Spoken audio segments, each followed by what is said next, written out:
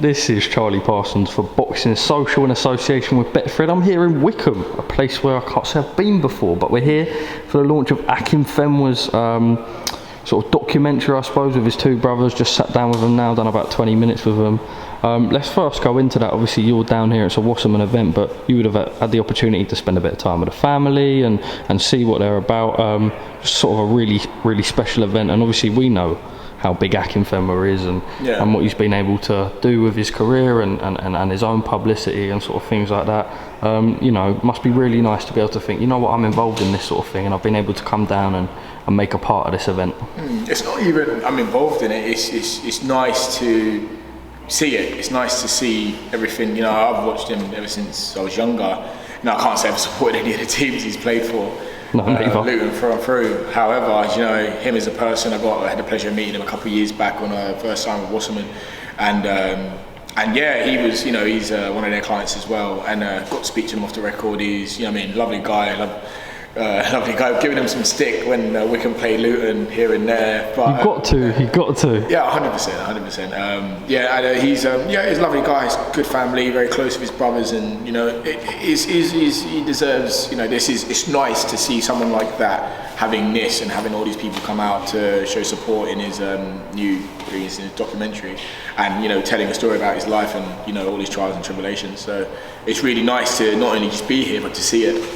Well, let's jump straight into your career, a man who sort of we always knew about, but then obviously the profile recently has just been projected and we've seen just how good you are. I haven't been able to speak to you myself. I'm pretty sure my colleagues at Boxing Social have caught up with you, but just obviously on that fight with Bentley, a really good scrap for the British middleweight title. Obviously the decision didn't go your way, but a brilliant fight nonetheless, and one that sort of showed that your class and your level and propelled you onto, I don't even want to say British scene, because it sort of showed what you can do when you progress properly moving forward.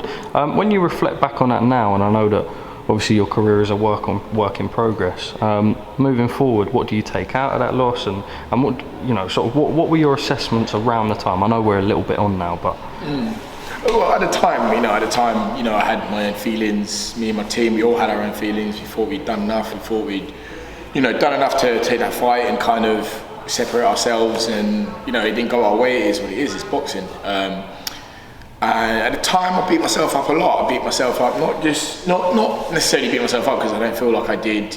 I did things that weren't right in the fight.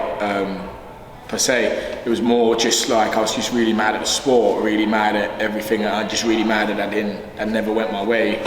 However, in time, I got to look at it, and actually looking at it now, and at the time as well, it's probably one of the best things that happened to me, because if I had got the decision, there are some things that I and me and my team wouldn't have maybe noticed. Pardon? That you maybe wouldn't have noticed? Yeah, that I wouldn't have noticed. Like, let's say there's times where I would have looked at certain things and gone now and go, oh, I can see why the judges would have given him that round, or I can see what I didn't do or did for the judges to give him that round. So, if I'd won that, don't need to fix it. It's not broken. But now, I look back and reflect and go, actually, you know what, look at this, it was a good fight, you did this, these are the things you did well, however, these are the things you can improve on, these are the things that you could have done. But which is why I say, any interview, that loss would have been probably one of the best things that happened to me, because now I can take all the things I did wrong, get rid of them, and become the best version of myself. And I've already showed what levels I'm at, and now I can correct everything. I think that's refreshing to hear on a personal note as well, because we do see boxers, and it's not always necessarily anything wrong with it, and we know about the scoring in boxing. It doesn't even need to be discussed about some of the scorecards sometimes, but for yourself to acknowledge that, in taking the loss, that there's things that you can work on. Do you feel like you've almost matured as a fighter as well? Of course. I always felt like you never stop learning, you never stop developing, you never stop moving forward as a person, a fighter, all of it. And so I feel like I'm developing as a person. And not only that, that's a loss. It might just be a loss to somebody else, to people around you, but to me that was gut wrenching. That was awful. That was an awful thing personally for me. It was an awful thing. So through that pain, I felt like I learned a lot about myself, about people around me, and just everything about myself in general. I feel I developed as a person, as a fighter after that.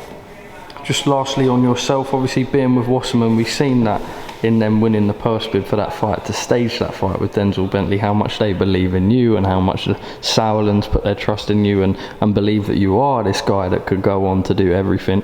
You must be delighted to have such support behind you, but once again humbling support in that, you know, when you know things aren't right, it will be picked up on, you know, your team and your guys around you, but also one where, you know, like they want the best for you, and they will map out your career on the right path possible.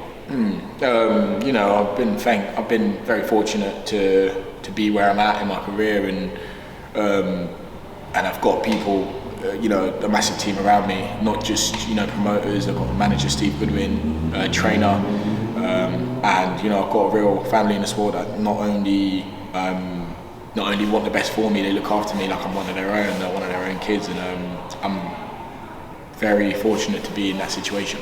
Let me just ask you finally, on the heavyweight landscape, we see Tyson Fury fights Fury-Chisora for the third time. It's not being branded as a trilogy, but we all know that it is. They've given their reasons for it. I don't hate the fight myself. It's one that, you know, us British public, we know Fury-Chisora.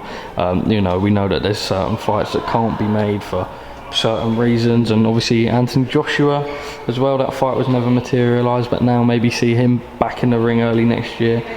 First on the Tyson Fury front, what do you make of that fight with Fury-Chisora? Is it just a matter of sort of getting out before the end of the year and then path to that Usyk fight? Yeah, for Fury's side, it's an open and shut case. Keep him active, good payday. Fill out a stadium. He probably will fill out a stadium. You know, we all know what we're getting with Fury-Chisora. It could be his last payday. We never know with him.